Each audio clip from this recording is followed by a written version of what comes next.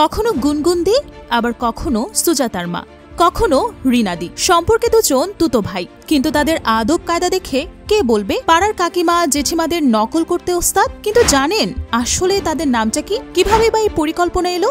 দুজন মিলেই পুরোটা সামলান। মহিলা সেজে তাদের মনের কথা তুলে ধরেন। প্রতিটি নারীর জীবনে অনেকগুলো শেরস আছে, সেটাকে নানা মোড়কে দর্শকদের সামনে তুলে ধরেন এই দুজন। কিন্তু কিভাবে হলো তাদের জার্নিটা? শুভশ্রীর সাথে সিনেমা করার খুব শখ, কিন্তু সেই ইচ্ছে পূরণ হচ্ছে না কেন জানেন?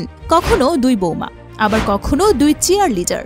লোকাল ট্রেনের দুই পরিচারিকার গল্প। সোশ্যাল মিডিয়া অনেস্ট কাকিমা পেজে যাদের দেখেন তাদের আসল পরিচয় জানেন কি? জয়দীপ্ত ঘোষ এবং স্বর্ণদীপ গায়েন। অনেস্ট কাকিমা পেজের কাকিমারা আসলে এরাই। দুজনেই পেজের নির্মাতা। দুই ভাই এই পেজ থেকে এখন রোজগার করছেন লক্ষ লক্ষ টাকা।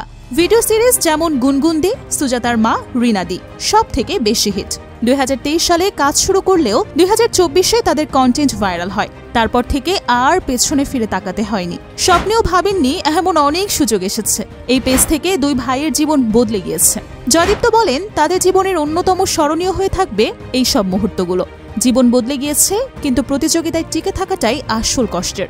তার জন্য লড়াই চলছে প্রতিনিয়ত। কন্টেন্ট ক্রিয়েশনের দুনিয়ায় এই মুহূর্তে অন্যতম নাম অনেস্ট কাকিমা।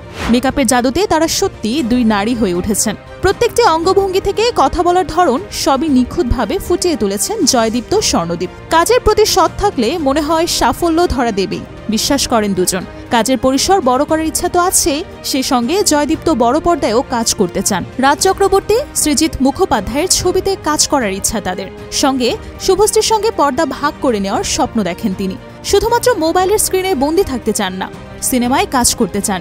সে আশাতেই রয়েছেন অনেস্ট কাকিমার মূল দুই কাণ্ডারি। যদিও নিজের মনের কথা কাউকে কখনো বলতে পারেননি জয়দীপ্ত, স্বর্ণদীপ। কাজের সূত্রে রাজ শুভশ্রীর সঙ্গে দেখা হলেও লজ্জায় সেই ইচ্ছার কথা মুখ ফুটে বলে উঠতে পারেননি। প্রত্যেকটা দিন নিত্য নতুন কন্টেন্ট, প্রত্যেকটা আলাদা চিন্তা ভাবনা। দুই ভাই মিলেই সবটা সামলান। সোশ্যাল মিডিয়া প্ল্যাটফর্মের মাধ্যমেই তারা আজ স্বাবলম্বী।